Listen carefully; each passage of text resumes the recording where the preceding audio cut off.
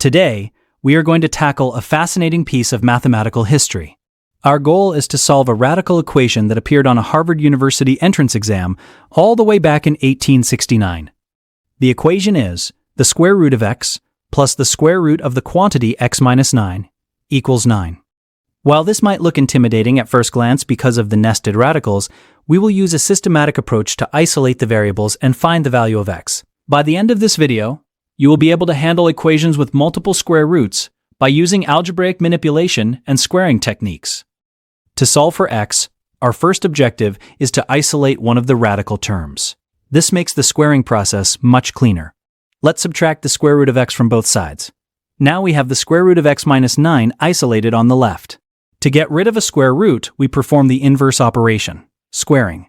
We must square the entire left side and the entire right side. On the left, the square and the square root cancel out perfectly, leaving us with just x minus 9. On the right, we have a binomial squared. Remember the pattern. A minus b squared equals a squared minus 2ab plus b squared. First, 9 squared is 81. Then, the middle term is 2 times 9 times the square root of x, which gives us negative 18 square root of x. Finally, the square root of x squared is just x. So, after squaring both sides, our equation becomes x minus 9 equals 81 minus 18 times the square root of x plus x. Notice how we still have one radical left, but we have made significant progress. Now that we have narrowed it down to just one radical term, let's simplify the equation as much as possible. Notice that there is an x on both sides of the equal sign. When we subtract x from both sides, they cancel out completely. This simplifies our work significantly. Next, we want to isolate the term with the square root. Let's subtract 81 from both sides. Negative 9 minus 81 gives us negative 90 on the left, leaving us with negative 18 times the square root of x on the right. To get the square root of x by itself, we divide both sides by negative 18.